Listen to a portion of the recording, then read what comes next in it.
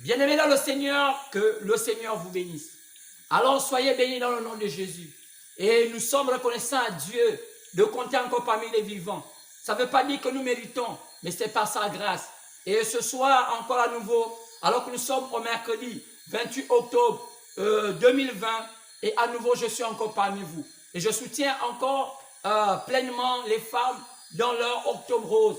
Et je ne suis pas politicien, seulement pour essayer d'aider la nature à faire mieux. Alors je sois dit qu'il est mieux de se soutenir les uns les autres. C'est pourquoi, jusque-là, je me suis privé de mettre d'autres cravates tout ce temps de octobre, parce qu'il a été décrété pour les femmes octobre. Vous savez, beaucoup de femmes meurent de cancer de sein, beaucoup de femmes meurent de cancer de l'utérus, et je pense que la seule manière pour nous de montrer que nous sommes à côté de cela, car la Bible dit que pleurez avec ceux qui pleurent, réjouissez avec ceux qui se réjouissent, car il n'y a pas que ça, il y a plusieurs sortes de maladies, mais cette fois-ci, on a pensé à cela. C'est pourquoi je me suis privé de mettre d'autres cravates tout au long de ces mois. Et je pense que d'ici là, et je crois que c'est la dernière semaine et ce serait terminé. Ça ne veut pas dire que c'est terminé dans nos cœurs pour ces personnes qui souffrent un peu partout, dans les hôpitaux, pourquoi pas, ceux-là qui sont dans les prisons, ceux-là qui sont dans leur maison, qui ont du mal parfois à se soigner. Nous pensons à tout cela et nous pensons que le seul qui peut guérir, c'est le Seigneur Jésus. Et je ne veux pas défier l'hôpital ou bien la science. Je sais que la science fait un grand effort, car ils font beaucoup pour nous aider à trouver notre santé. C'est pourquoi je remercie ces personnels soignants, que ce soit les médecins, les sages-femmes et toutes ces personnes, les infirmières, que Dieu vous bénisse richement. Et je pense que vous faites beaucoup de choses. Et simplement aimer votre travail, aimer ce que vous faites, c'est un sacerdoce. Car s'occuper de quelqu'un de malade, c'est un métier noble.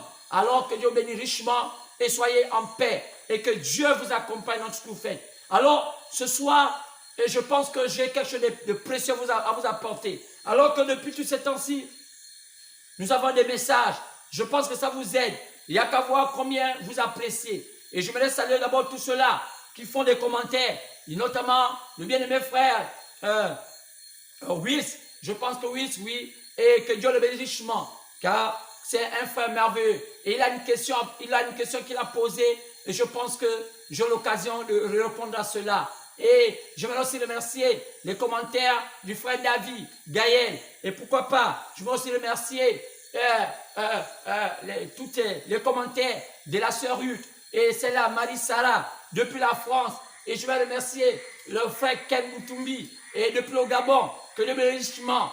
Et je pense que j'ai deux questions. Et il y a aussi, je crois, Rose, je crois, comment on l'appelle, cette sœur. Et je pense que moi, je crois pas fleur de rose, je sais pas comment on appelle, rayon de soleil. Voilà, que Dieu la bénisse richement, parce qu'elle aussi a une question. Je n'avais pas répondu la fois dernière lorsque vous l'avez demandé sur le fondement du message. Alors, que Dieu bénisse richement. Il y a aussi la sœur Laetitia qui en envoie sur les commentaires. Alors, il y en a pour plusieurs comme ça. Je lui parle aussi de Ruth. Et que Dieu vous bénisse richement. Alors, je n'ai pas, je crois, oublié. Et souvent, je pense que c'est Leslie. Que Dieu te bénisse richement. Et je crois à Leslie Fatou. Que Dieu te bénisse richement. Et je pense qu'elle a aussi sa sœur. Et tous ces temps-ci, je ne vois pas ces messages. Je les souhaite aussi avoir ces commentaires. Ça me fera du bien. Quand je vous ai dit que pour ceux qui font des commentaires, ils ont une mention particulière.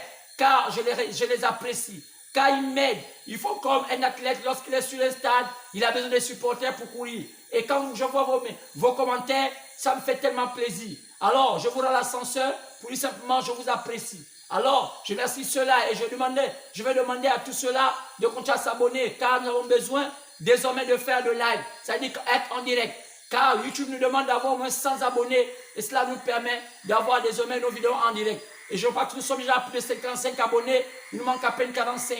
Alors, faites l'effort, abonnez-vous parce que d'ici là, on va vraiment avoir des directs. On ne veut pas faire comme les autres qui sont des activistes, parfois qui demandent aux gens abonnez-vous comme sur une pression. Non, on veut une forme de fidélité. Car c'était si c'était simplement pour avoir 100 abonnés, c'est facile. Si je fais quelques commentaires, pousser les gens à s'abonner et raconter autant de bêtises, beaucoup de gens pourront s'abonner. Mais nous, ce n'est pas cela. On veut une fidélité. On veut des gens qui sont là. Alors, je vais aussi penser aux frères fidèles qu'on appelle Mbaye. Et je crois que Lembo Mbaye, oui, je pense. Oui, que Dieu le bénisse. C'est aussi quelqu'un qui est bien dans les commentaires. que Dieu te comble richement. Alors, je vous remercie pour tout ce que vous faites. Alors, j'ai l'occasion de répondre au frère Wiss pour sa question. Le frère Wiss, qu'on l'appelle Derrick, oui, parce que nous on l'appelle Hans, mais je crois que dans son statut, il s'appelle Derrick. Alors, Derrick Wiss, alors, je crois qu'on aura l'occasion, à la lumière des Saintes Écritures, de répondre à sa question et même de reprendre sa question quand il avait besoin d'un point de vue par rapport à la parole concernant la situation actuelle. Alors que Dieu bénit richement. Et je bénis aussi ceux-là qui contribuent pour que l'œuvre continue à aller de l'avant. Malgré le fait qu'on a eu le coronavirus, malgré le confinement, beaucoup ont soutenu l'œuvre et ils ont apporté le mégaoctet pour qu'on mette tout le temps cela pour vous édifier. Et je pense que c'est bien.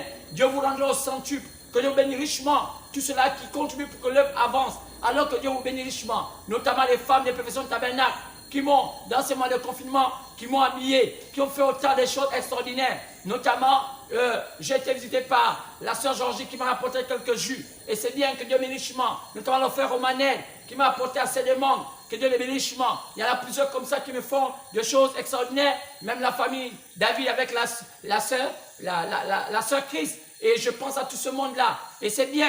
Et je crois aussi que le frère Stéphane en a fait. De même, j'ai apporté toi des membres. Et c'est bien. Alors que Dieu me bénisse richement. Et je ne peux pas oublier aussi tout cela que ça m'a été avec la sœur Leslie Fatou, qui ont fait l'effort de m'apporter des jambons et tout cela.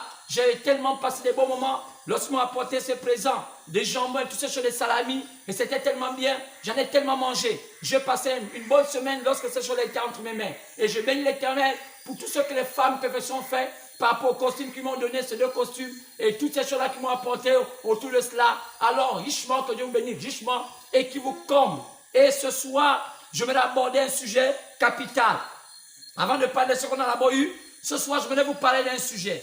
Alors, ce sujet, c'est un sujet qui est fait des séquences de questions. Alors, vous allez seulement comprendre cela. Alors, mon sujet, pour commencer, je vais vous apporter ce message. Ce sujet, c'est une séquence de questions. Alors, je parlais.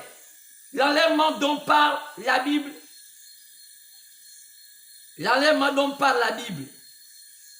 concerne qui? Voilà donc, c'est une prédication avec plusieurs séquences de questions. L'enlèvement dont parle la Bible, cela concerne qui? Il se produira quand? Et comment? Et je pense que c'est cela. Alors j'ai mis cela, je peux encore mieux vous le lire. L'enlèvement dont parle la Bible, c'est quoi? Voilà. L'enlèvement dont parle la Bible, c'est quoi? Cela concerne qui? Il se produira quand et comment? Alors là, c'est bien lu. Parce que parfois, je fais quelques annotations dans mon cahier, mais sur le tableau, c'est clair. L'enlèvement dont parle la Bible, c'est quoi? Virgule, cela concerne qui? Il se produira quand et comment? Point d'interrogation. Alors, permettez-moi d'avoir une longue série de questions et de terminer en mettant un point d'interrogation à la fin. Et je pense que vous allez comprendre le souci pour moi de pouvoir apporter un tel message en ce temps. Car beaucoup, parfois, lisent la Bible, beaucoup, parfois, se disent chrétiens, mais ils ne savent pas qu'il y a des points cruciaux dans chaque temps. Comme au temps du Messie, le point crucial, c'était que le Messie arrive. C'était sa venue. On pouvait tout faire, mais connaître la venue du Messie était la chose primordiale pour tous ces gens de ce temps-là. Chaque temps, Dieu a toujours quelque chose de primordial pour montrer à son peuple. Alors on avance comme la science avance, comme les choses avancent. Alors, clairement, on peut comprendre que chaque fois avec Dieu aussi, on avance. Car le salut a eu des séquences. Le salut a eu plusieurs parcours. On est passé par Adam, on a eu Noé, après on a eu Abraham, on a eu tous ces hommes, on a eu Moïse, on a eu tous ces grands prophètes, on a eu même David, on a eu son fils, on a eu les prophètes Esaïe, je les mets tout le monde, et jusqu'à ce qu'on arrive au Messie, et enfin on a enjambé avec les âges de l'église, avec Paul, et on a vu les disciples de Jésus, les 12 apôtres, un qui était un brigand, un meurtrier, et qui était Judas, et après on a vu Paul, qui était l'apôtre des gentils, et on a vu le temps des nations, qui a été divisé en 7 temps, l'âge de Smyrne, l'âge de Fès, l'âge de Smyrne, l'âge de Pérgame, l'âge de Thyatire, l'âge de Philadelphie, là des Sardes, là des Philadelphie et là de Laodicée. Alors, vous voyez, donc tout cela, jusqu'à ce qu'ils sont arrivés au temps de la fin, à l'âge de Laodicée. Alors, donc vous allez comprendre que le salut a eu vraiment un parcours. Et chaque temps a quelque chose de primordial. Et aujourd'hui, j'aimerais insister sur l'enlèvement. Alors, c'est pourquoi je n'ai pas seulement intitulé ça l'enlèvement, mais j'ai intitulé ça avec des séquences de questions pour que vous puissiez vous approprier cela. Parce que c'est sûr que vous lisez cela, ou bien vous avez entendu parler, ou bien beaucoup de gens essaient de spéculer autour de cela. Parce que nous sommes un temps de spéculation. Lorsque les gens ne connaissent pas quelque chose, alors ils spéculent. Ils racontent des choses parfois qu'ils ne maîtrisent pas. Alors c'est cela. C'est pourquoi j'ai lu beaucoup de gens qui se confient à l'Internet. Il y a pratiquement plus de 90% de fausseté dans ces choses. Parfois juste 1% ou 10% de vérité. C'est pourquoi on doit aller à l'origine, à la source de la vérité, pour qu'aujourd'hui, on ne puisse plus raconter n'importe quoi. Alors c'est pourquoi cet enlèvement, c'est quelque chose d'extraordinaire. On doit en parler. Et beaucoup de gens essaient de parler de cela. Et beaucoup j'ai entendu, et même parfois, des vidéos qui ont été montées, voyant les gens monter, je ne sais pas comment on peut appeler ça. Alors j'ai intitulé le thème de ce soir, l'enlèvement dont parle la Bible, c'est quoi? Cela concerne qui? Il se produira quand et comment? Alors, vous devez vous poser des questions. Alors, vous savez que depuis là, j'ai apporté des messages comme dimanche passé, je parlais de la dernière manifestation physique du Seigneur Jésus-Christ sur la terre en ce temps de la fin. La dernière manifestation physique du Seigneur Jésus-Christ sur la terre en ce temps de la fin. Vous voyez, je voulais apporter ça parce que pour que le doute sorte dans votre esprit. Et il y a encore des gens qui pensent que en ce temps de la fin, Jésus va apparaître. Et donc les gens sont dans une bulle comme ça. Et vous allez entendre que parfois il y a des fidèles qui ont souvent cette chanson qu'on chante souvent, Jésus revient bientôt, alléluia. Et tout le monde est dans l'expectative de voir Jésus. Vous voyez, c'est une vue de l'esprit. C'est carrément quelque chose, nous, quand les ignorants, comme disait la Bible, lorsqu'un aveugle conduit un autre aveugle, alors qu'est-ce qui va se passer? Les deux finiront par tomber dans un fossé. Parce que personne ne connaît la route, personne ne connaît la lumière, personne ne voit. Vous voyez, donc beaucoup de pasteurs, beaucoup de gens qui se disent, c'est proclamant, pasteur bien, c'est pas quoi, bishop, comme tous les noms qu'on pouvait appeler. Alors, on l'entend, il y a leurs fidèles. Jésus revient bientôt. On va le voir. Oh, quand il serait là, et tout cela. Alors, c'est pourquoi je me suis précipité à apporter ce message pour montrer combien le mensonge a pris la place de la vérité. Alors, je parlais de la dernière manifestation physique du Seigneur Jésus-Christ sur la terre en ce temps. Alors, s'il est physique, c'est la dernière manifestation physique, alors il va plus se montrer physiquement à l'humanité. Car celle-là, c'est la dernière manifestation physique. Et je vous ai démontré que sa dernière manifestation ne se produit qu'au travers des élus. Alors, c'est seuls les élus qui ont la possibilité de le voir. Mais, tout le monde ne va pas voir ce Jésus. Alors, vous voyez, donc c'est choses comme ça. Les gens ne comprennent pas ces choses. Et la Bible nous dit que encore un peu de temps, le monde ne me verra plus. Mais vous me verrez. Vous voyez? Donc, c'est pas tout le monde qui verra Jésus physiquement. Car le monde ne le verra plus. Alors, il ne pourra plus sur la terre, le voir comme on a vu marcher à Galilée. Donc, pensez à ce genre de choses. C'est une vue d'esprit. C'est du mensonge. Vous vous mentez vous-même. Alors, je vous ai démontré que la dernière possibilité pour voir Jésus-Christ se manifester de manière physique, ce sera au travers de ces élus. Quand il serait en eux, quand il va faire de leur corps son siège. Et je vous ai démontré, vous pouvez voir ça dans la prédication passée de dimanche, comment Jésus était caché dans un rouleau de livres. Et au temps de la fin, il est prévu que ce rouleau doit être avalé par les élus. Alors, vous voyez, donc, il y a un souci avec les gens. Quand vous entendez des menteurs raconter les choses au nom de Jésus, cela est normal. Lorsque quelqu'un n'est plus là, quelqu'un peut s'aventurer à dire des choses. C'est un truc comme ça. Alors, simplement, continuez à voir. Cliquez dans ma chaîne YouTube. Vous allez voir les prédications précédentes qui sont des prédications intéressantes. Ça vous positionne. Et j'apprécie les commentaires, surtout du frère Eric à Hans qui essaie de voir. Et même celle de Rayon de Soleil qui essaie de comprendre qu'il fallait positionner chaque puzzle, chaque pièce du puzzle. Chaque chose devait être à sa place. C'est important. Quand vous ne connaissez pas le plan du salut, vous allez dans tous les sens. C'est pourquoi je suis reconnaissant à Dieu que malgré que beaucoup de gens suivent la fausseté, il y a quand même un petit troupeau qui suit la vérité. C'est pourquoi ne crains pas petit troupeau, car le Seigneur a jugé bon de te donner le royaume des cieux. Ça a été toujours comme ça. Il y a toujours eu que le petit troupeau. Le grand nombre a toujours suivi la fausseté et le petit troupeau a toujours suivi la vérité. Car la vérité n'est pas souvent suivie de beaucoup de gens. La vérité a toujours suivi du petit troupeau. Quand même au temps de Jésus, peu de personnes croyaient en lui, mais le plus grand nombre croyait aux Romains. Le plus grand nombre croyait aux Célébriens, qui était une confédération des églises à leur temps. C'est pourquoi la même histoire va se répéter quand il est dit dans Ecclésiaste, de rien de nouveau sous le soleil. Ce qui a été va être. Vous voyez, donc c'est pourquoi il n'y a qu'un renouvellement des personnes, sinon des agents, mais sur le même esprit. C'est pourquoi il y a encore 7 ans de Judas, les gens qui trahissent la parole. Et c'est la même chose. C'est pourquoi il y aurait tous les 3 sortes de croyants. Il y aurait des faux, les soi-disant et les vrais croyants. C'est pourquoi on ne peut pas s'en passer. Mais les vrais chrétiens, les vrais enfants de Dieu n'avaient qu'à faire très attention. Car la Bible dit que c'est tellement subtil sur le Matthieu 24.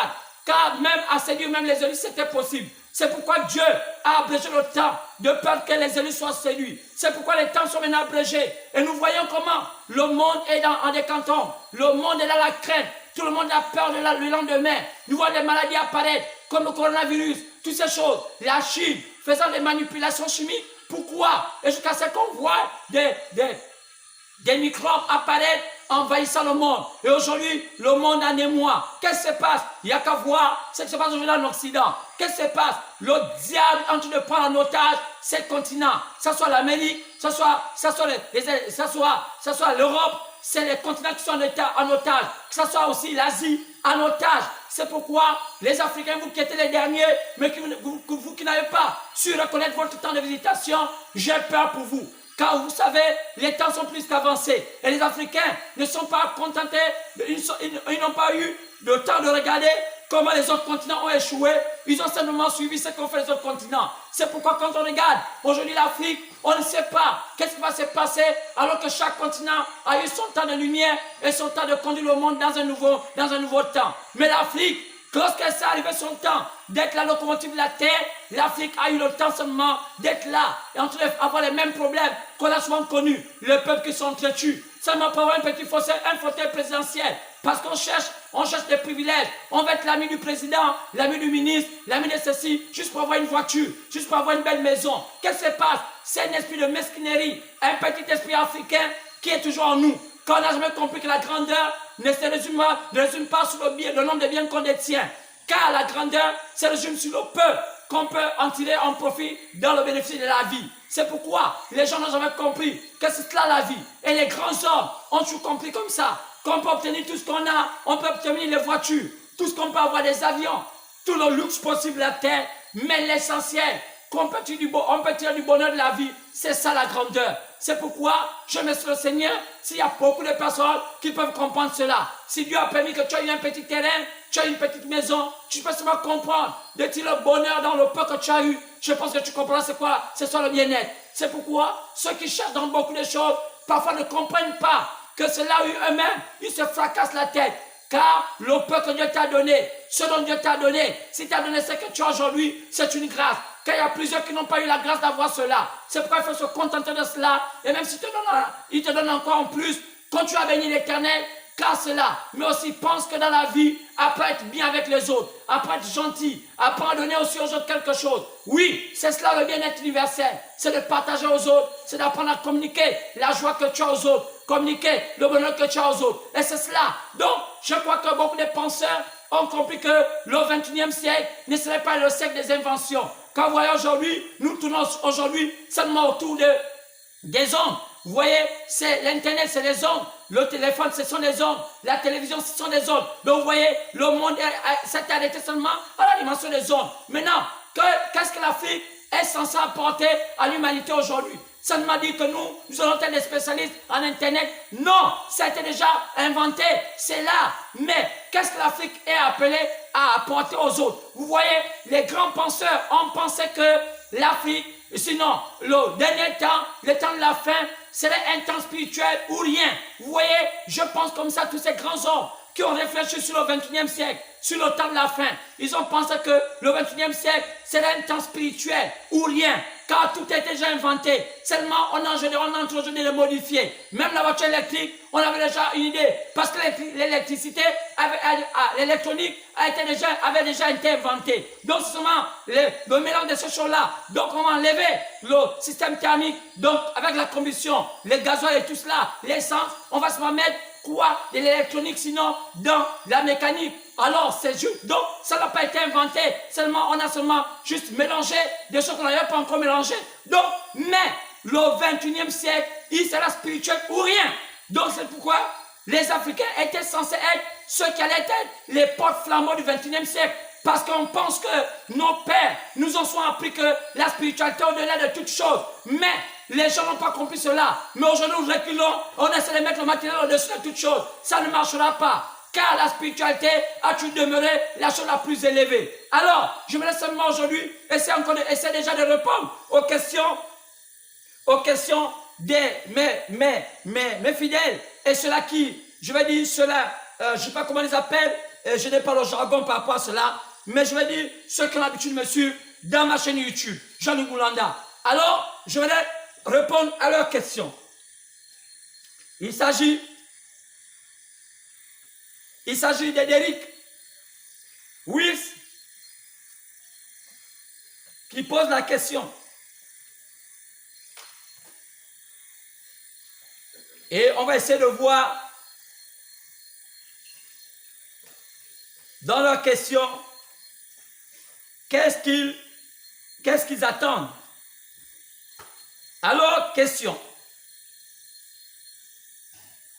On va d'abord commencer avec la question de rayon de soleil qui a été posée. Elle dit, c'est quoi le fondement du message? C'est quoi le fondement du message? Alors, nous allons prendre Éphésiens chapitre 2. Ce n'est pas encore le culte, mais juste répondre à cette question. Éphésiens 2, 20 à 22.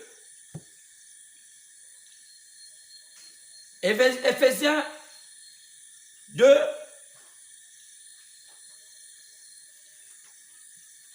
Éphésiens 2, 20 à 22. C'est pour illustrer tout ce que cette sœur a posé comme question. Éphésiens 2, 20 à 22.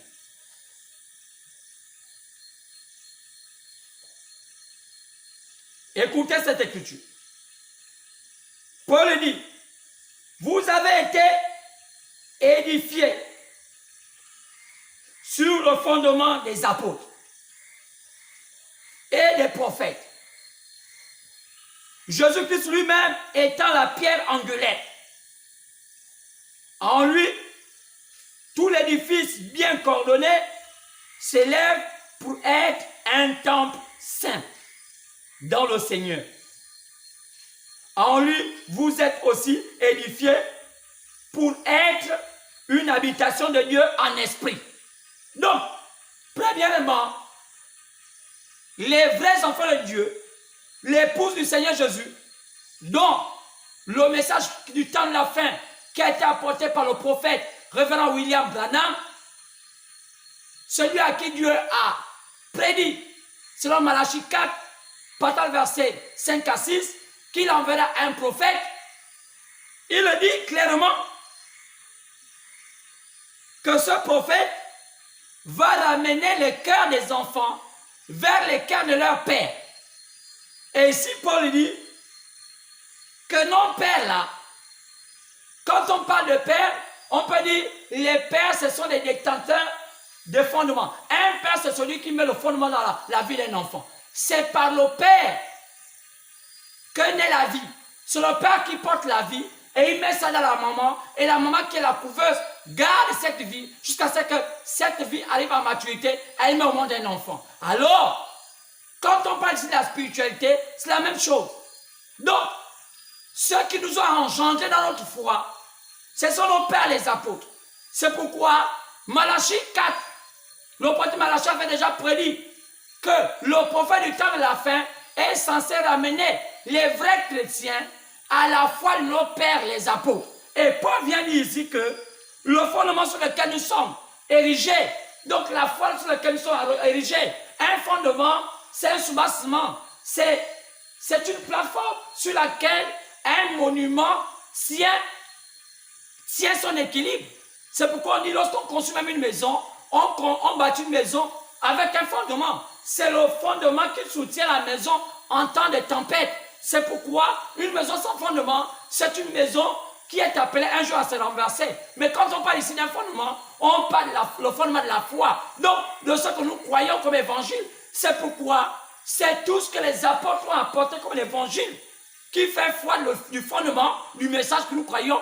Parce que William Branham était censé, lui, prophète du temps de la fin, était censé nous apporter, nous ramener nos cœurs vers d'abord les cœurs de nos pères les apôtres, donc le fondement de la foi qu'ils croyaient. Pourquoi? Parce que depuis leur départ jusqu'à nos jours, l'évangile a été tellement truqué que plusieurs personnes ne savent plus exactement quel est le vrai évangile parce qu'aujourd'hui on a beaucoup d'obéissance. Donc, le prophète du temps de la fin est censé venir mettre la plateforme, mettre la base pour que tout véritable chrétien qui veut être vraiment un vrai chrétien, qui veut suivre le Seigneur Jésus, puisse écouter le fondement qui a été bâti sur la foi que nous a apporté la prédication des apôtres. Car ce sont eux qui sont nos pères. C'est pourquoi Paul dit qu'on a été bâti sur le fondement des apôtres. Voilà déjà une première voie. C'est pourquoi on peut voir dans 1 Corinthiens chapitre 3, partant de verset 10, on peut lire ça. Paul qui va dire, c'est moi qui ai posé le fondement. Il dit, c'est lui qui a posé le fondement sur l'édifice. Quel édifice? L'édifice du Seigneur Jésus, qui est son église. Alors, quand Paul parle du fondement qui a été posé, de quel fondement Paul s'illustrait? Il parlait de l'évangile. Car ici, il s'agit du fondement de l'évangile, le fondement de la foi. Car la foi dont un chrétien professe, c'est une foi qui est basée sur l'évangile. Car la Bible dit que la foi vient de ce qu'on entend. Et ce qu'on entend vient de la parole du Seigneur, donc la parole de Dieu. Alors, sans la foi, personne ne peut être agréable à Dieu. Donc, la foi vient de la parole qu'on écoute. Donc, les apôtres ont mis un fondement, ont mis un message propre, clair. Donc, c'est pourquoi Paul dit ici dans 1 Corinthiens 3, partant du verset 10, que c'est Paul qui a mis le fondement. Et que si quelqu'un construit dessus pour être à lire, il n'avait qu'à faire attention. Donc, aujourd'hui, si un pasteur prêche l'évangile et que son évangile va en contradiction avec tout ce que Paul a dit, il a encore dit ça dans Galates 1, verset 8. Il dit, même si c'était un ange qui descendait du ciel, qui venait dire des choses contraires à ce que moi je dis, qu'il soit maudit. Anathème veut dire maudit. Donc, c'est pourquoi aujourd'hui, c'est facile de comprendre et de connaître qui sont les enfants ou bien qui sont ceux-là qui sont aujourd'hui maudits. Lorsqu'on voit aujourd'hui Paul dire sur 1 Timothée, chapitre 2, partant du verset 6, et même on peut lire tout cela, au sujet de la position de la femme par rapport à la prédication, et que les hommes disent que non, ce que Paul avait dit, ce n'était pas juste, alors on peut en convenir qu'on peut finalement comprendre qui sont les maudits. Qui les a appris que ce que Paul a dit, il y a une partie qu'on devait enlever, une partie qu'on ne devait pas enlever. Même William Branham, lorsqu'il est venu en son temps, alors qu'il est venu là, dans les années 1930, il est mort en 65, il a dit ça là, on ne peut pas enlever. Il a dit, ça ne peut jamais s'enlever. C'est un commandement du Seigneur, dit l'apôtre Paul. Donc c'est pourquoi c'est regrettable. Et on peut encore ajouter, pour comprendre cela, dans Romains 11, partant verset 13.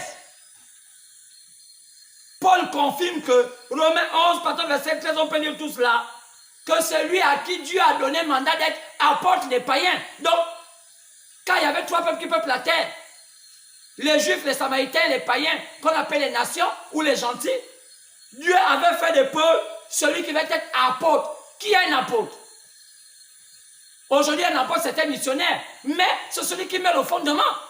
Donc, personne aujourd'hui, dans l'église des nations, qu'on appelle l'époux de Jésus-Christ, selon Actes chapitre 15, partant verset 13 à 14, ne peut pas enlever ou ôter ce que Paul a dit, car c'est Dieu qui lui a donné la mission d'être apôtre des païens. C'est lui l'apôtre, celui qui va mettre le fondement. Donc, le message dont William Branham est censé prêcher est censé, un message est s'aligner à ce qu'avait dit l'apôtre Paul en matière du fondement. C'est pourquoi William Branham pourrait dire, si Paul rentre, je rentrerai. C'est pourquoi William Branham n'a jamais continué l'apôtre Paul, rien même pas dans un moindre détail. Alors, c'est un problème. Donc, quand on lit cela, dans Romains 11, 13, on voit comment la Bible nous dit que Dieu, c'est Dieu qui avait fait de Paul l'apôtre des païens. On peut voir cela. C'est pourquoi c'est regrettable de voir des imposteurs. Dieu ne les a jamais envoyés, mais pourtant ils s'autoproclament pasteurs. Mais pourquoi ils continuent encore ce que dit l'apôtre Paul? On peut même encore aller dans Galates chapitre 2, partant du verset 7 à 8. Galates 2, 7 à 8.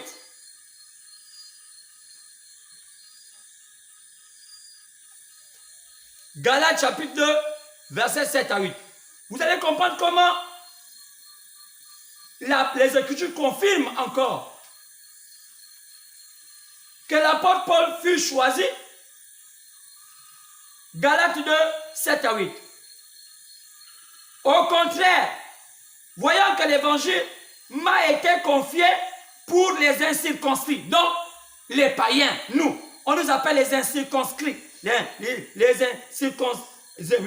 incirconcis. Oh, voilà, c'est un mot parfois que je n'ai pas. Mais les incirconcis. Voilà, les incirconcis. Donc, les incirconcis. Donc, ce qui veut dire, pas comme on dit, ce qu'on a coupé au pipi, le prépuce, non. Les incirconcis veut dire ceux-là qui ne sont pas juifs. Donc, on nous appelle les incirconcis. Mais, comme à Pierre, lui, il a été confié à être avec les circoncis. Ceux qui sont circoncis. Donc, les juifs. Donc, Pierre était apôtre des juifs. Pierre pour les juifs.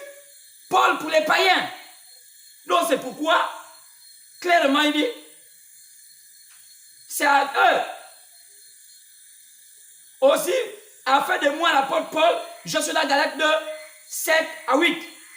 Mon apôtre Paul, il m'a fait apôtre des païens. Pourquoi? Et vous pouvez continuer tout. Vous allez voir comment les choses ont été planifiées. C'est pourquoi Pierre n'a jamais été chez des païens. Pierre n'a jamais été dans le monde des païens. Pierre est resté à Jérusalem. Pierre est resté là parce qu'il était le gardien du troupeau de Jérusalem. C'est l'apôtre Paul qui a fait l'évangile vers les païens. C'est pourquoi lorsqu'aujourd'hui, les gens racontent que Pierre était à Rome, Pierre n'a jamais été à Rome. C'est un mensonge. Aujourd'hui, nous vivons que de mensonges. Et la vérité est en train d'être changée en mensonge. Et les gens suivent ça. Les gens apprécient plus le mensonge que la vérité. Donc, il faut restituer le cours de l'histoire. C'est Paul le modèle qu'on doit suivre. Pas Pierre. Paul. C'est pourquoi je pense que ça vous a aidé. C'est pourquoi dans Galates 1:8, il dit, si même maintenant vient contre lui ce que je dis, qu'il soit maudit, anathème. Maintenant, allons-y à la deuxième question du Frédéric Wicks. Qu'est-ce qu'il dit? Il dit, quelle est la position de la véritable Église du Seigneur Jésus par rapport au conflit qui oppose les obédiences religieuses et l'État au Gabon? Quelle est la position de la véritable Église du Seigneur Jésus-Christ par rapport au conflit qui oppose les obédiences religieuses et l'État au Gabon? je veux tu me confier à la parole. Car je ne serai pas prétentieux de dire que j'ai le monopole de ce que pense la véritable Église du Seigneur Jésus-Christ, car c'est lui-même le seul qui est le principal chef de cette Église. Mais, comme il est la parole, je peux prendre les Écritures et voir si par rapport aux Écritures, quelle est la position de ce que les Écritures disent par rapport à ce que les obédiences religieuses nous montrent vis-à-vis du conflit qui les oppose à l'État gabonais. Alors, on peut seulement regarder. Si on regarde dans le livre de Marc, Marc chapitre 12, pardon, verset 13 à 17. Marc 12, 13 à 17.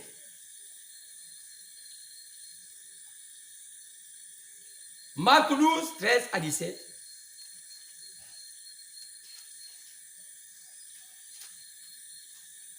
Marc 12, 13 à 17.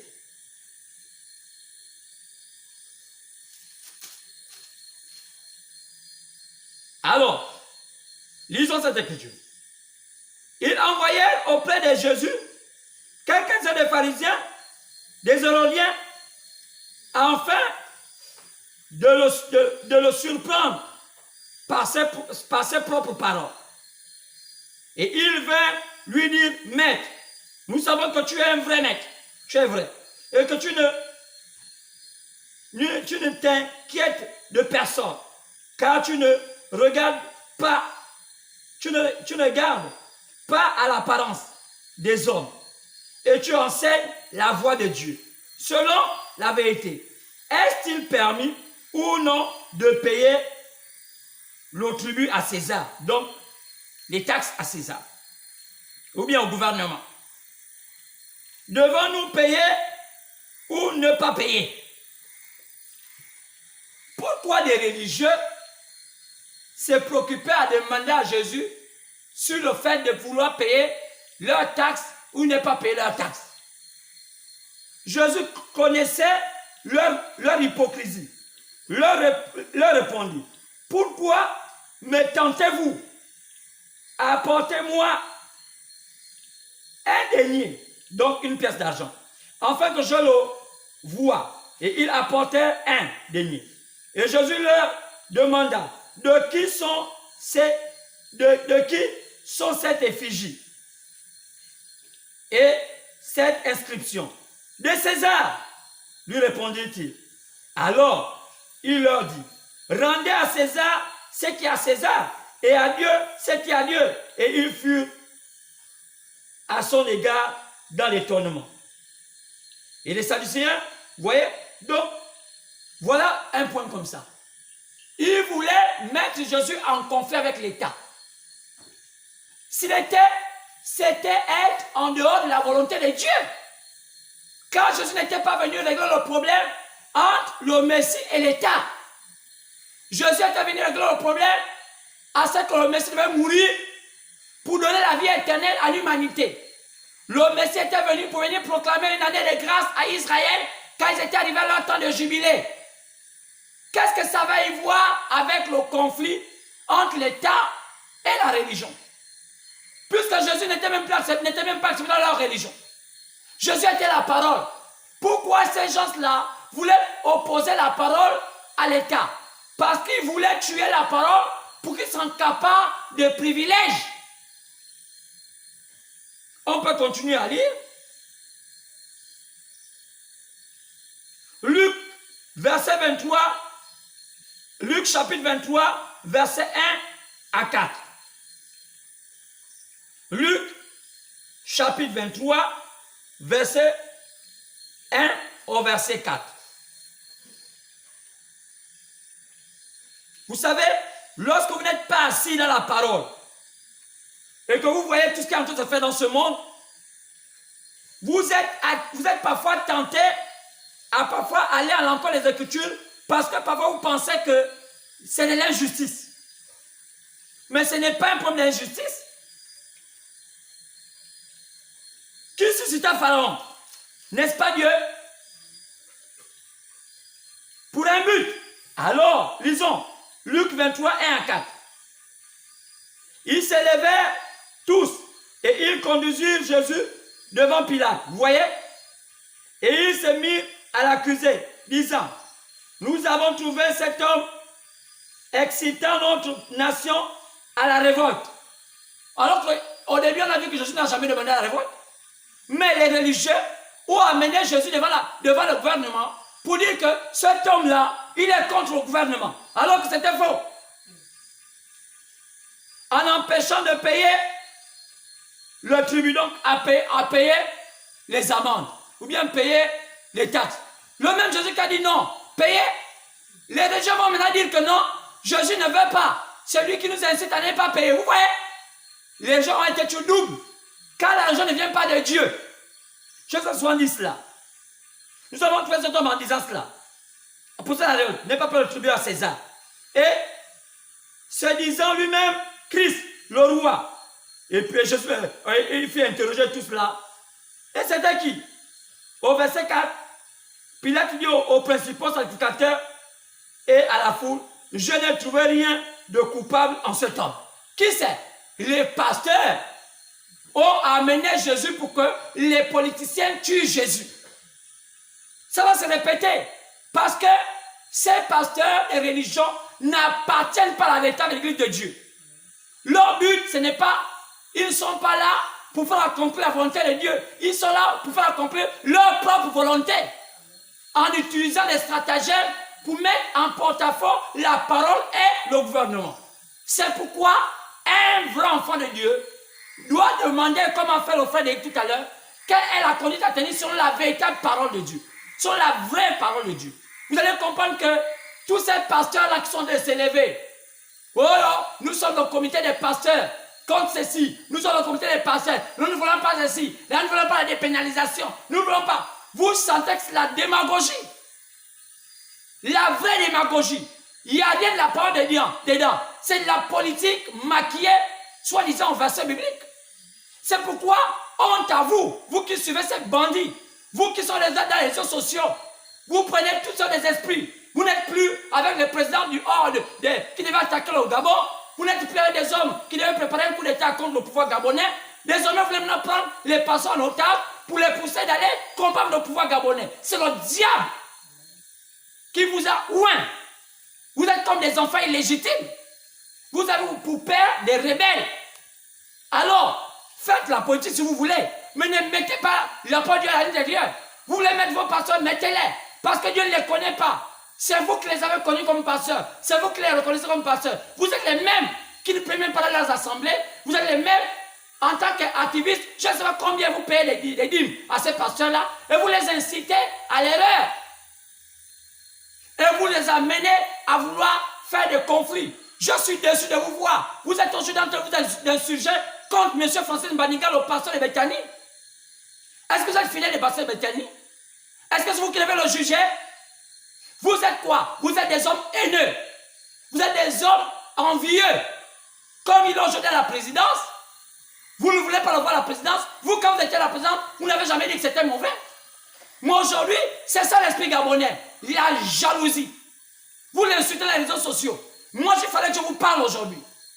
Je parle à tous les champs des réseaux sociaux. Vos pasteurs, vous avez dit, vous êtes en train d'insulter Francis Mbaniga pour dire, c'est un faux pasteur, il a fait comme ça, il a signé les pactes avec le diable. Pourquoi les autres n'ont pas signé le pacte avec le diable?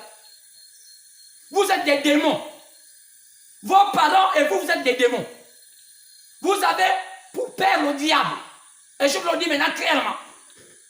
Parce que vous avez vos pasteurs à vous, vous sortez hors de la parole et vous voulez amener les Gabonais à avoir un esprit haineux. Vous voulez amener les Gabonais à avoir un esprit hors de la parole. Et vous appelez ça, les gens, vous voulez la libération du Gabon. Quelle libération du Gabon?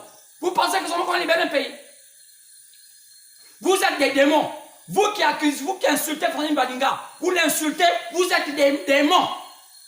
Et que ce soit des pasteurs, que ce soit leurs fidèles réseaux sociaux, les fidèles du Gabon, qui sont aujourd'hui en train de s'insulter comme Francis Mbaniga, l'insulter, tout ce que vous dites, oh Dieu vous a parlé. Dieu vous a parlé où? Est-ce que vous pensez que l'évangile est basé sur l'injure? L'évangile est basé sur la haine? L'évangile est basé sur les envies? Parce que l'autre roule dans une belle voiture, vous commencez à l'insulter. Parce que l'autre a un petit poste à la présidence, vous l'insultez. Et vos propres parents, qui ont eu des millions et des milliards à la présidence, pourquoi vous ne les insultez pas? Honte à vous. Vous insultez un père de famille. Moi, je ne suis pas totalement d'accord avec lui. Pas dans ce point. Dans le cadre de la parole. Mais je ne peux pas m'engager aujourd'hui à insulter Fanny Maniga, ce pasteur, parce qu'il a la présidence. Chacun de nous a sa place. S'il a jugé bon dans la présidence, c'est lui. Traînez dans la position politique, si vous voulez bien. Mais les gens que vous le faites, même des enfants, des petits-enfants, même des gens qui se cherchent au Gabon, ils n'ont même pas une véritable assise. Même leurs assemblées, leurs lambeaux, ils vont dans les pays étrangers, ils vont là-bas pour essayer de faire devenir activistes. Devenir activiste, laissez le sacerdoce. Vous parlez au nom de Jésus. Qui vous donne ce mandat de parler au nom de Jésus? C'est Satan. C'est pourquoi vous n'allez jamais prospérer. Vos parents étaient pareils. Donc vous avez jamais n'est que le fruit de comment sont vos parents. Alors je continue. Je vais terminer sur ce sujet. Regardez bien. Jean 6. Partant du verset 15. Là-dedans, les religieux avaient été maintenant passés à une place qui n'était pas la leur. Pourquoi Dieu avait permis que Rome puisse avoir le contrôle sur Israël? C'était la volonté de Dieu. Le prophète Daniel avait déjà averti cela. Il avait déjà vu ces 4 empires à venir. L'empire grec, l'empire babylonien, l'empire médé des Perses, l'empire grec. Il y avait dans le livre de Daniel 2, la vision de Daniel, de Nebuchadnezzar. Et l'empire de fer, c'était Rome. Dieu savait que le monde devait terminer par être sous le contrôle de l'empire romain. Maintenant, comment? Regardez bien. Jean, chapitre 6, partant du verset 15. Vous avez remarqué que les religieux voulaient faire de Jésus maintenant roi. Ils voulaient que Jésus aille se battre contre la politique. Jean 15. Jean 6, partant du verset 15. Et Jésus, sachant qu'il allait venir l'enlever pour le faire roi, se retira de nouveau sur la montagne, lui seul. Quoi c'est?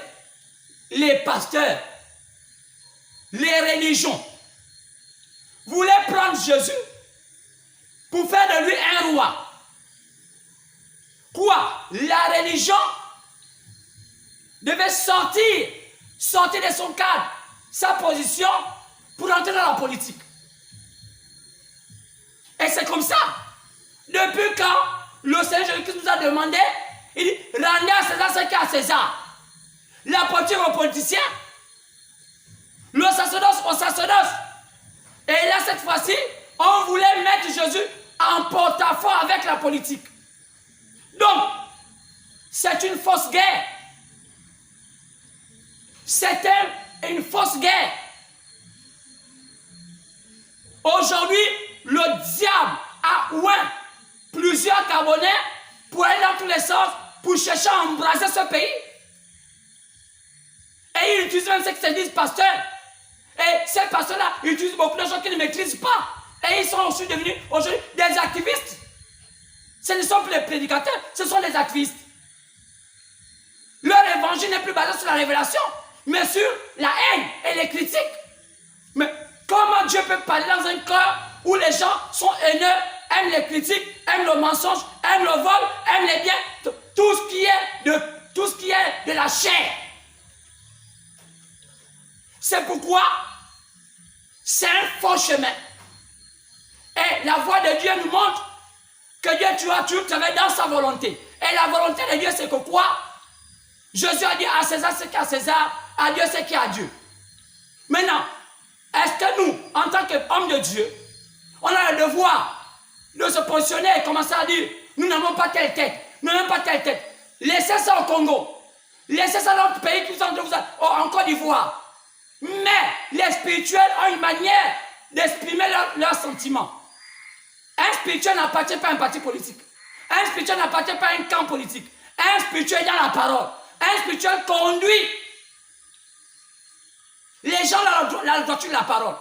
Même quand ses intérêts sont menacés, ils continuent à suivre la voie de l'Éternel. Donc, cette voie que les religions sont menées, le point de fait sont mener avec l'État gabonais, c'est un faux débat et ça ne vient pas de Dieu. On peut prendre toute la parole, ça n'est jamais venu de Dieu. La révolte contre le pouvoir, ça ne vient pas de Dieu. Lisez les Écritures. Regardez tous les exemples possibles. Chaque fois que ça s'est passé, Dieu n'a jamais été de côté de ces religieux. Parce qu'ils ont leur intérêt derrière ça. Ce n'est plus Dieu. C'est de la politique politicienne. Masquant tout ça avec la Bible. Et le Gabon est toujours comme ça. Les gens ne se convertissent pas. Les gens, ce sont des politiciens. L'Église a un moyen de pouvoir avoir un auditoire ou pouvoir raconter ses ragots, raconter ses pensées, raconter tout ce qui est haineux en lui. Et il révolte des gens. Que Dieu vous pardonne. Mais vous qui les suivez, écoutez-moi. Sortez de votre position. Vous allez être massacrés. Vous allez être, moi je vais dire. Quand je parle de massacre, c'est pour dire, quand on spirituellement, physiquement, vous allez payer le prix. Car ce n'est pas la volonté de Dieu. On appelle ça servir Dieu en dehors de sa volonté. Est-ce que la volonté de Dieu aujourd'hui, c'est qu'on se batte contre le poids du Gabon? C'est écrit où? Nous sommes au temps de la fin. Que dit la Bible par rapport au temps de la fin? C'est comme un message d'aujourd'hui. Nous parlons de l'enlèvement. C'est la volonté de Dieu. Donc j'espère que, Frédéric, j'essaie de t'édifier. Il y avait beaucoup parlé, sinon le culte va terminer. Nous allons nous lever et prendre la Bible. Nos Bibles. Prenons 1 Thessaloniciens. Nous sommes dans le thème aujourd'hui. L'enlèvement dont parle la Bible. C'est quoi? Cela concerne qui? Il se produira quand? Et comment? Voilà dont il s'agit. Car c'est quelque chose que Dieu nous a dit de faire. Il nous a promis cela au temps de la fin. Prenons 1 Thessaloniciens. 1 Thessaloniciens, partant du chapitre, 1 Thessaloniciens chapitre 4,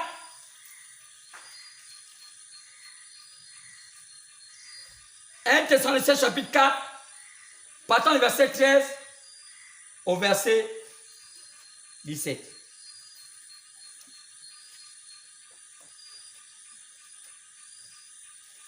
Un Thessaloniciens 4, 13 à 17. Lisons.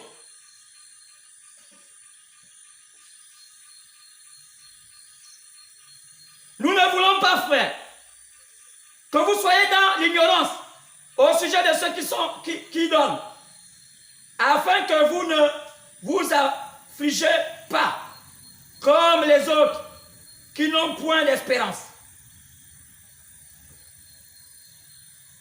Car si nous croyons que Jésus est mort et qu'il est ressuscité, croyons aussi que Dieu ramènera par Jésus avec lui ceux qui sont morts.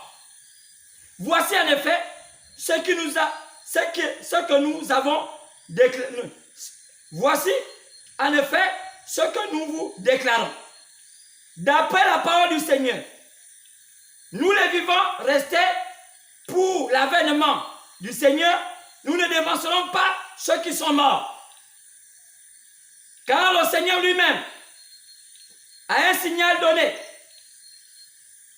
à la voix d'un archange, au son de la trompette de Dieu, descendra du ciel, et les morts en Christ ressusciteront premièrement.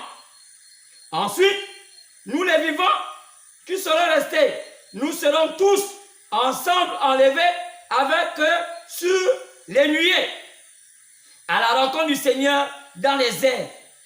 Et ainsi, nous serons toujours avec le Seigneur. Que le Seigneur bénisse la richesse de sa parole. Au nom du Seigneur que j'ai ainsi prié. Amen. Merci Seigneur. Pour vous asseoir. Donc, je pense que vous avez compris tout ce que j'ai dit. Dans vos chaînes, je vous ai dit que chaque fois que vous avez une question, vous pouvez poser par les commentaires dans la chaîne YouTube et on vous répondra. Car je pense que par la grâce de Dieu, dimanche prochain, on pourra maintenant se voir pour l'ouverture en fin de culte. Mais pour l'instant, nous sommes dans l'obligation de continuer à vous apporter ce message par Internet. Alors, on parle de l'enlèvement. Voilà ici l'illustration de ce dont nous parlons. Au verset 16, 1 Thessaloniciens 4, verset 16. Car le Seigneur lui-même a un signal donné à la voix d'un archange, au son de la trompette, descendra du ciel, et les morts en Christ ressusciteront, premièrement, et ensuite, nous les vivants, qui seront restés, nous serons tous ensemble enlevés avec eux sur les nuées, à la rencontre du Seigneur dans les airs. Maintenant, par rapport à notre prédication du jour, parlons. L'enlèvement dont parle la Bible, c'est quoi? L'enlèvement dont parle la Bible, c'est quoi? Frère, on est dans un temps culminant, un temps important. C'est quoi cet enlèvement?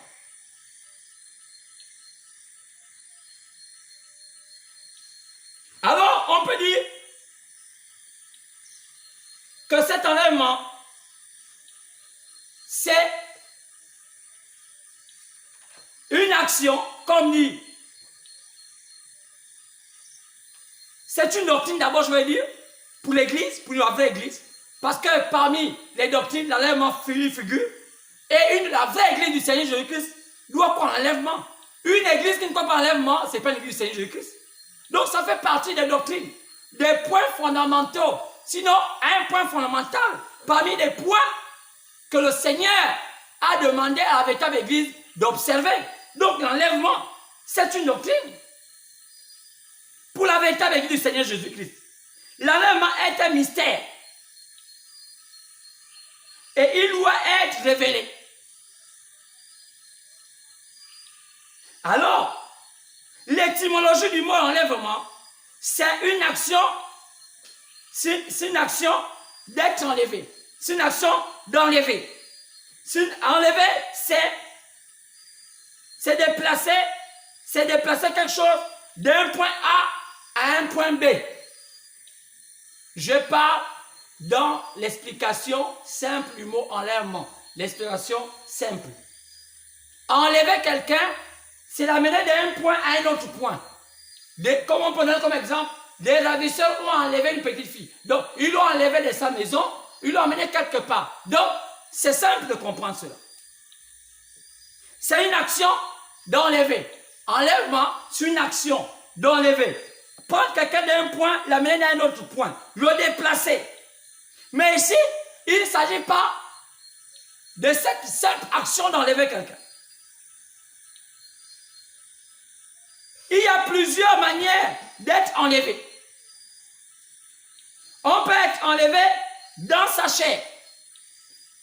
Oui, on l'a enlevé. Et là, c'est la chair qui est enlevée. C'est-à-dire, on déplace le corps. Donc, cette chair-là, d'un point à un autre point. Il a été enlevé. L'autre, c'est que on peut enlever votre pensée. Donc, votre pensée qui était à un point A va à un point B. Donc, on va remarquer ici que il y a deux façons d'être enlevé. On peut vous enlever physiquement, comme on peut enlever votre pensée. Donc, on peut aussi vous enlever spirituellement. Lorsqu'on parle d'enlever spirituellement, c'est qu'on enlève votre pensée. Votre pensée quitte d'un point A va à un point B. Vous avez été enlevé, mais cette fois-ci, dans la pensée, selon votre esprit. Mais l'autre enlèvement, c'est l'enlèvement de la chair, du corps. Vous avez été enlevé. Donc, on a pris votre corps, on l'a amené d'un point A au point B. Donc, c'est pourquoi on veut décortiquer l'enlèvement dont il s'agit ici pour comprendre bien qu'est-ce que que le Seigneur nous parlait par rapport à cet enlèvement. Et nous allons appuyer cela à la connaissance du message du temps de la fin, car il est prévu, selon Matthieu 17, verset 10 à 11, que Élie viendra rétablir toutes choses. Mais que dit Élie? Alors la Bible dit que quand Jésus descend, il y avait les mystères qui étaient cachés dans les 7 sceaux. Ce livre-là que Daniel avait vu dans Daniel 12, 4, ce livre qu'on a aussi vu dans le chapitre 5, partant verset 1, alors, que dit ce livre-là concernant l'enlèvement? C'est à l'intérieur. Tout le plan du salut était dedans. C'est pourquoi les églises ne comprennent pas. Les églises ne viennent pas de Dieu. Les églises, c'est un montage humain. La religion ne vient pas de Dieu. Ce qui vient de Dieu, c'est sa parole. Et il connaît seul son église. C'est pourquoi nous sommes censés être réunis ensemble, parfois quelque part, pour connaître la volonté parfaite de Dieu selon sa parole. Et Dieu, en ce temps de la fin, nous a envoyé un prophète. Et un prophète souvent vient pour éclairer les gens dans les zones d'ombre que nous ne connaissons pas par rapport à notre temps. Il vient nous éclairer dans les zones d'ombre par rapport à notre temps. C'est pourquoi, même quand Jésus était venu, en tant que prophète, les Israélites qui devaient changer les dispensations, qui ne savaient pas quoi faire, Jésus était venu montrer aux Israélites que ce n'était plus le temps de dormir dans la chair de Moïse. Quand c'était une autre dispensation, il n'était plus dans la dispensation de Moïse, il était dans la dispensation du Messie.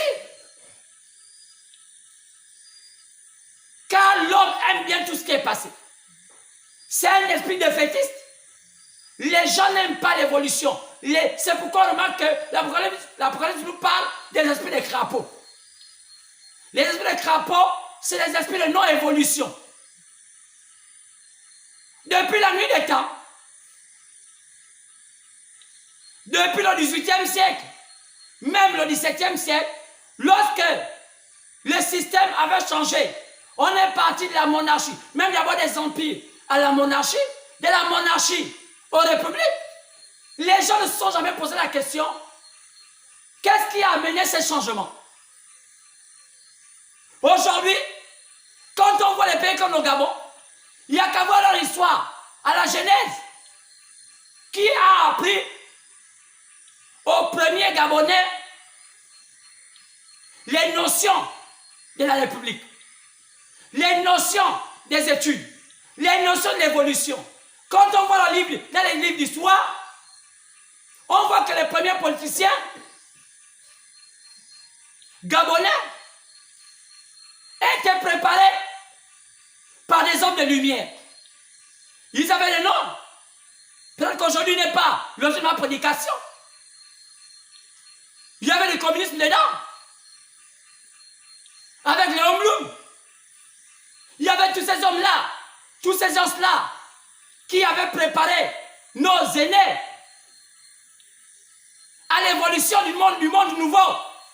On devait quitter de la conception basique de la vie avec des caches sexes, avec seulement la cueillette comme nourriture, avec seulement cette conception de notre tradition comme évolution. Il fallait maintenant qu'on apprenne à lire, à écrire. Il fallait qu'on apprenne les nouvelles technologies de la vie. Mais qu'est-ce qui a amené qu'est-ce qui a amené nos grands frères, nos papas, nos aïeux, qui étaient là à cette époque-là, dans cette nouvelle vague? Quand on essaie de regarder, 60 ans plus tard, des enfants rebelles disent oh non, pourquoi? Commandités par les religions. Ne sachant pas qu'aujourd'hui, la religion n'a jamais été de Dieu. On s'embarque dans les choses qu'on ne maîtrise pas. Et on pense qu'on est sauvé. Beaucoup de nos mamans et nos papas sont morts dans cette ignorance. On est devenu catholique, on est devenu protestant, on est devenu même des éveillés. Tout ce qu'on peut dire, céleste, toutes ces histoires qu'on voit dans le monde. On est d'abord de chercher les origines de toutes ces choses, on s'est seulement embarqué. D'autres sont morts dans leurs iniquités, morts dans leur ignorance. Mais aujourd'hui, on a des enfants qui ont parcouru le temps, ils lisent, ils ont tout ça comme outil. mais ils ne savent pas exactement quelle est aujourd'hui la destinée des nations. Ils vont quoi à l'encontre? Quand les gens sont en train d'évoluer, nous on va régresser. On parle de choses qu'on ne maîtrise pas. On parle de spéculation. Oh, on a appris, on a appris, on a appris. Oh, Roscoe, oh, on ne peut même pas longtemps aller bouquiner, demander, chercher, voir ceux qui connaissent, demander pour qu'on soit une nation du 21e siècle élevée. On se confie à des charlatans religieux qui ne connaissent même pas les arbres et même la spiritualité. Ils lisent la Bible. Un bon politicien, un bon intellectuel peut lire 10 fois la Bible, même plus qu'un pasteur. Il a commenté même. Lire la Bible, commenter, chanter les cantiques ne veut pas faire de vous des pasteurs. Un pasteur est investi par Dieu lui-même. Le pasteur du Seigneur Jésus, il est investi par Dieu lui-même. Depuis sa naissance. Il n'apprend pas ça dans une école. C'est quelqu'un à qui Dieu a investi. Quand il parle, quand vous l'écoutez parler, parfois ça va à l'encontre de vos pensées humaines. Mais quand vous écoutez, vous sentez que c'est logique. Vous sentez que c'est vrai. Parce que Dieu vient confirmer que c'est la vérité. Mais c'est dommage. Quand on regarde, c'est triste. Donc, c'est pourquoi je disais, la même est un mystère. Il doit être révélé. L'étymologie du mot enlèvement, c'est une action d'enlever. Enlever, c'est déplacer quelque chose ou un objet d'un point à un autre point. Un point A à un point B. Et je dis, il y a plusieurs manières d'être enlevé. Soit par votre chair, on enlève votre chair d'un point A à un point B. On dira, votre corps a été enlevé d'un point A à un point B. Soit on va enlever votre pensée, on va dire, vos pensées sont parties d'un point A à un point B. Donc, il y a l'élément de la pensée et l'élément du corps. Mais de quel enlèvement on va parler aujourd'hui? Les deux sont des enlèvements. Mais l'un est pour le corps physique, l'autre est du domaine de l'esprit. Donc la pensée. Par exemple, nous pouvons voir dans la Bible un enlèvement dans le domaine de l'esprit. 2 Corinthiens chapitre 12, verset 2 à 4. 2 Corinthiens 12, 2 à 4. Paul dit, je ne sais pas. C'est dans ma chair ou dans mon esprit. J'ai été conduit au 3e siècle. Mais pourtant Paul était là. Il n'avait pas disparu. Dit Paul, dit là où j'étais là, quand je vois là, j'étais quelque part. Cette fois-ci, de quel enlèvement Paul voulait nous parler? Effectivement, Paul était ravi dans l'esprit. Parce qu'on le voyait. Il était là. Mais est-ce qu'il n'a pas été enlevé? Si. Mais dans quel ordre? Dans l'ordre de l'esprit. L'autre, la deuxième condition, les deux conditions sont nécessaires pour les élus. Nous pouvons voir ça dans la Bible. Le premier est que l'esprit part d'un point A à un point B. Mais le corps reste visible. Paul l'a démontré clairement. On a vu ça dans 2 Corinthiens 12, 2, 4. On peut aussi voir ça dans Éphésiens, chapitre 1, verset 15 à 23. Comment Paul nous montre que par la divine puissance du Seigneur, nous sommes assis dans un lieu céleste en Jésus-Christ.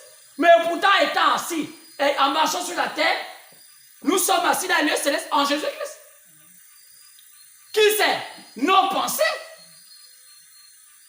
Nos pensées étant enlevées des pensées de la terre, nous sommes dans les pensées du ciel. On peut voir dans Apocalypse chapitre 4, verset 1 à 2. Comment Jean, après avoir vu ce qui s'est passé dans les âges, Apocalypse chapitre 4, verset 1 à 2, Apocalypse 4, verset 1 à 2, il fut ravi en esprit. J'ai été sur la terre, mais il fut ravi en esprit. Et l'esprit l'enleva. Il a commencé à voir un homme sur le trône. Mais Jean était où? Jean était sur la terre, mais son esprit n'était plus sur la terre. Est-ce qu'il était enlevé? Oui. De quelle manière? Dans son esprit. La chair était là, mais lui était enlevé. Mais le deuxième type d'enlèvement, c'est ce qui est physique. Regardons bien Jésus. Acte chapitre 1, verset 9. Acte chapitre 1, verset 9. Lorsque Jésus avait vu les apôtres pour la dernière fois, après sa résurrection, Jésus allait voir les apôtres. Les apôtres croyaient que c'était un fantôme. Jésus a dit, donnez-moi un peu du miel. Donnez-moi du poisson rôti. Jésus a mangé du miel, il a mangé du poisson rôti. Est-ce qu'un fantôme mange? Est-ce qu'un esprit mange quelque chose de physique? Non. Après cela, il a réuni les apôtres. Il leur a parlé dans Acte chapitre 1, verset 9. On peut jusqu'à verset 14. Qu'est-ce qu'il leur a parlé? Il les a parlé de tout ce qui devait se passer, de l'attendre, jusqu'à ce qu'un esprit descende en eux, qu'il soit la puissance. Ça veut dire que, aussitôt, il fut enlevé dans les airs. Quoi? Le corps physique de Jésus, cette fois-ci, ce n'était pas l'esprit. Acte chapitre 1, verset 9, c'était le corps physique de Jésus. On peut le lire. Donc, les deux enlèvements sont à compter. Maintenant, que dit la Bible par rapport à nous?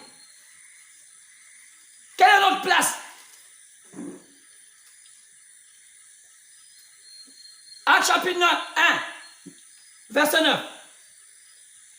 Alors, après avoir dit cela, il fut enlevé pendant qu'ils le regardaient, une nuée le déroba à leurs yeux. Le Seigneur fut enlevé après sa résurrection. Il a mangé les apôtres, il parlait, il mangeait. Après, il était enlevé. Est-ce que là, il était enlevé physiquement? Non, en esprit. Non, il était enlevé physiquement. Donc, vous voyez qu'on peut facilement faire le distinguo. Et la Bible nous montre tous ces deux types d'enlèvement.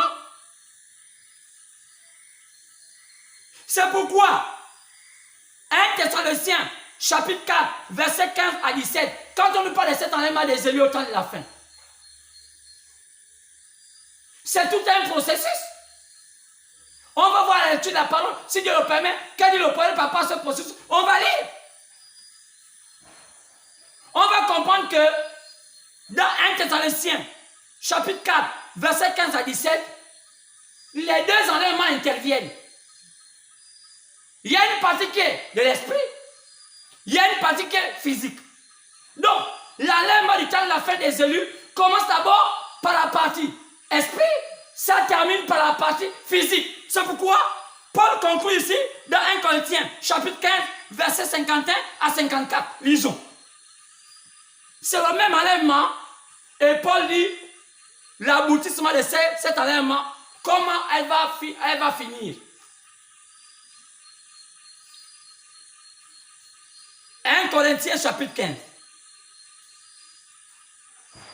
L'aboutissement de l'enlèvement de 1 Thessaloniciens chapitre 4. Ça aboutit comment? On va maintenant écouter le prophète du temps de la fin expliquant cela. 1 Corinthiens chapitre 15, partant du verset 51. 1 Corinthiens 15, partant du verset 51. Voici, je vous lis un mystère. Je vous ai dit que l'enlèvement est un mystère. Quand on parle de mystère, forcément, il est caché. Donc, le mystère, c'est quelque chose qui est caché. Et pour qu'on puisse le connaître, il doit être révélé. C'est pourquoi, dans la fin, Jésus-Christ doit emprunter le corps du prophète dans la fin pour nous révéler ça parce qu'il ne serait plus physique. Je vais vous expliquer ces choses. C'est pourquoi je ne serai plus visible, ne serai plus fait. Physiquement parlant, c'est l'épouse qui manifeste Jésus. Et le point du temps de la fin est censé faire partie de l'épouse. C'est une gerbe agitée. C'est le modèle du véritable chrétien. Alors, voici, je vous dis un mystère. Nous ne mourrons pas tous, mais tous, nous serons changés. Donc, l'enlèvement de 1 Thessaloniciens, chapitre 4, pendant le verset 15 à 17, va finir par se produire à un changement de corps physique, à un corps glorifié. Oh, regardez bien, au verset 52, en un instant, en un clin d'œil, à la dernière trompette, la trompette sonnera et les morts en Christ et les morts ressusciteront incorruptibles. Et nous serons changés. Car il faut que ce corps corruptible revête l'incorruptibilité et que ce corps mortel revête l'immortalité.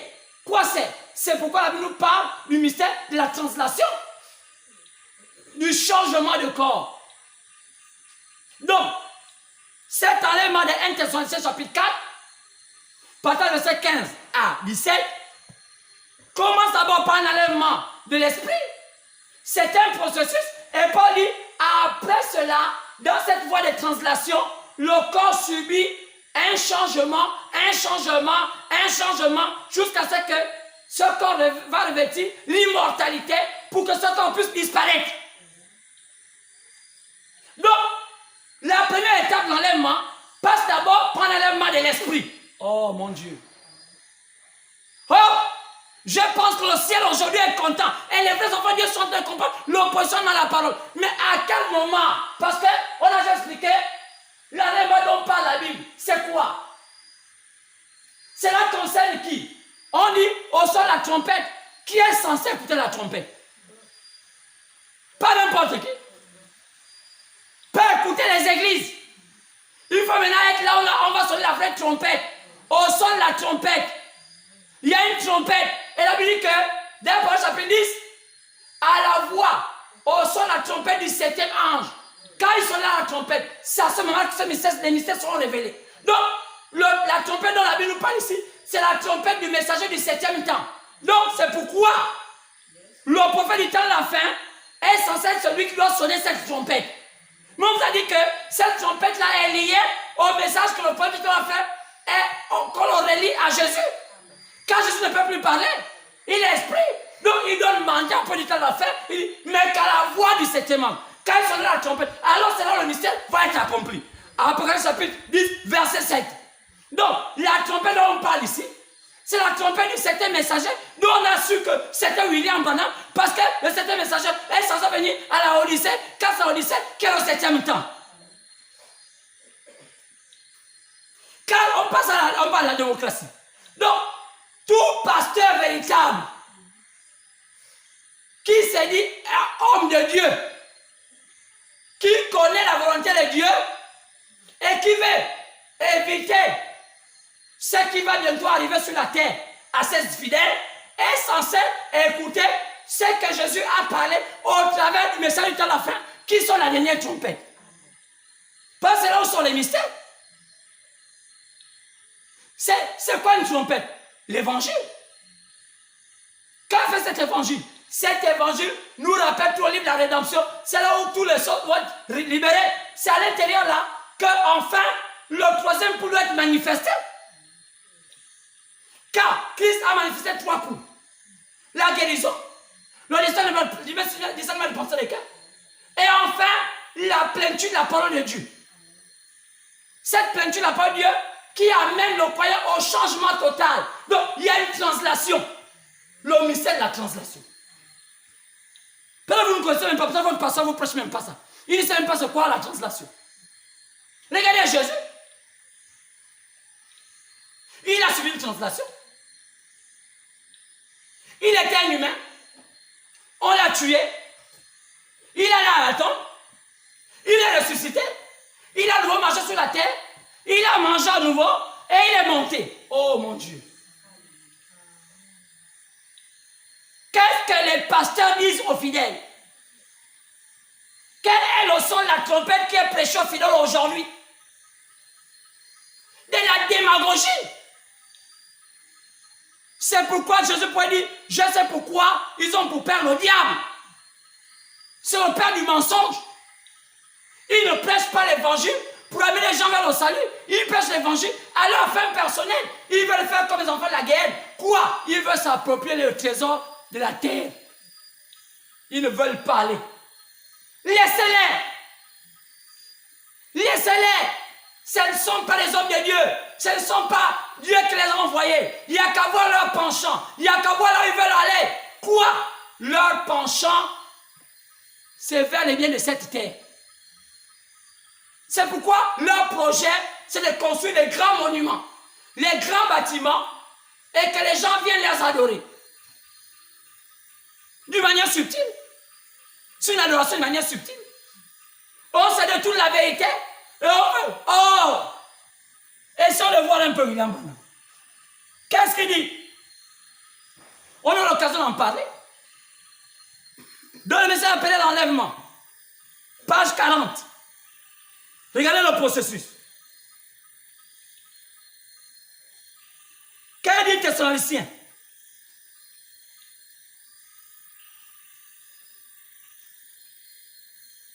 Regardez bien. Paragraphe 152. Premièrement, il y a d'abord un cri de commandement. Puis, il y a une voix. Ensuite, une trompette. Que dit le point du temps à la fin par rapport à ce processus de 1 Thessaloniciens chapitre 4, partant verset 15 à 17. Le cri de commandement, c'est un message. Le cri de commandement là, c'est un message. Donc, le message qu'est censé prêcher, le message du temps de la fin, c'est ça le cri de commandement. C'est le cri de commandement là qui ressuscite tous les chrétiens qui ne connaissaient pas la vérité depuis le temps d'Adam. Parce que toute la vérité est sortie au temps de la fin. Donc, même les gens qui étaient morts, Paul, Pierre, tout ce monde-là avait ressuscité parce qu'ils ont changé les dispensations. C'est là que je vais vous apprendre le changement des paradis. On est parti au premier paradis depuis Adam. Après, Jésus est venu encore amener dans un autre paradis. C'est dans le marqué que Paul a vu cela. Il a appelé ça le troisième ciel, non le troisième paradis. De quel paradis Paul parlait? S'il a parlé de troisième paradis, c'est qu'il y avait un premier paradis, il y avait un deuxième paradis. Mais Paul l'a vu. Paul l'avait vu. Paul avait dit que ça existe. Oh! C'est pourquoi le cri de commandement, c'est un message qui prépare les gens. Quoi? À une translation. La deuxième chose, c'est une voix. Après le cri, le message, c'est une voix. La voix de résurrection. La voix de résurrection. La voix qui ressuscite. La même voix qu'avait dit à Lazare, Lazare, réveille-toi. Lazare, sors. Il y a là-bas un rassemblement. Un message qui rassemble les gens. Quoi? Qui rassemble l'épouse. Depuis le premier siècle jusqu'au dernier siècle, quand ils écoutent ça, le message là rassemble tous les élus de la terre. Ça ne rassemble pas les églises, ça rassemble les élus. Les élus parlent d'une seule voix. Pourquoi autant de confusion dans le message de William Branham? C'est parce qu'il y a des imposteurs. J'entends les gens dire que le message de Branham est devenu une dénomination. C'est faux. Ce sont les gens qui sont des démons. Ça les a affolés parce qu'ils ne comprennent pas le contenu. Dieu a dit, ne dis pas tout. Garde, quand il y a des sorciers qui vont en prendre. C'est une voie de résurrection. Quoi? Deuxièmement, deuxième chose, c'est la voie de résurrection. C'est la même voix forte qui, dans Jean 11, 38 à 44, appela Lazare hors du tombeau. C'est le temps de sortir hors du tombeau, ma soeur. Le rassemblement de l'épouse, pas les églises, l'épouse. Puis, la résurrection des morts pour être enlevés. Enlevez-vous. Je dis, c'est d'abord une première étape dans l'esprit, après, physiquement. Être enlevé. Maintenant, observez comment les trois choses arrivent. Quelle est la chose suivante? c'est une trompette. Un cri de commandement, une voix, une trompette. La troisième chose est une trompette. Oh, c'est elle qui, à la fête des trompettes, a toujours appelé les gens à venir à la fête. Quoi? C'est pourquoi quand on voit les 7 fêtes, je vais vous expliquer ça, les fêtes d'Israël. Il y a 7 fêtes. Mais on remarque que la fête des trompettes vient où? À quel moment? La fête des trompettes vient avant la fête d'expiation. Parce que, frère, pourquoi les choses sont alignées comme ça? Parce qu'après on arrive à la fête des tabernacles. Le tabernacle, c'est que l'épouse est censée être où? L'épouse est censée être enlevée. L'épouse est censée être maintenant le lieu sûr. Quoi? La fête des tabernacles, c'est là où l'épouse est dans la paix, dans le calme. Elle est sur la terre, sur le millénium. Mais avant ça, on passe par l'expiation. Mais avant l'expiation, il y a d'abord la fête des trompettes qui prépare l'épouse à disparaître. La première chose, qui se produit, c'est un message qui appelle l'épouse à se rassembler. La chose ensuite, c'est la résurrection de l'épouse. La résurrection de l'épouse, pas des églises, de l'épouse, une seule, qui dort, quoi? Celle qui mourut dans les autres âges, au temps de Paul, au temps d'Irénée, il n'avait pas la connaissance de toute la parole. Il fallait que le message, même étant mort, ils écoutent le message pour qu'ils change de dispensation. Donc, le message de William Branham, quand Dieu l'avait utilisé, amenait tous les élus des nations à changer leur position, de quitter d'un point A à un point B. Pourquoi? Parce que le message qu'ils avaient écouté depuis les âges ne pouvait pas les amener là où Jésus les avait prévus, parce que je n'avais pas encore révélé toute la parole. C'est au temps de la fin que Dieu donne à William Branham la possibilité de donner aux gens de connaître la plénitude de la parole pour les amener maintenant à l'endroit pour l'avoir vu le 3e siècle. Parce que c'est là-bas. C'est là-bas où tout va déclencher. Oh! Est-ce qu'on comprend cela? On reviendra. Parce qu'il y a des questions. On ne peut pas tout épurer. Vendredi, ça va chauffer. On va comprendre pourquoi les gens sont embrouillés. Et il y a des choses que je ne vais pas déclarer ici parce que ça n'a pas été appelé que tout le monde puisse connaître. C'est un mystère. Je vais parler en code. Alors on se retrouve vendredi. Dors bien. Le temps, la trompette est en train de sonner. C'est ton heure de sortir des ténèbres. C'est ton heure de sortir de l'embrigadement du diable par les systèmes religieux. Alors, on se retrouve vendredi, si Dieu le veut. Que Dieu te bénisse.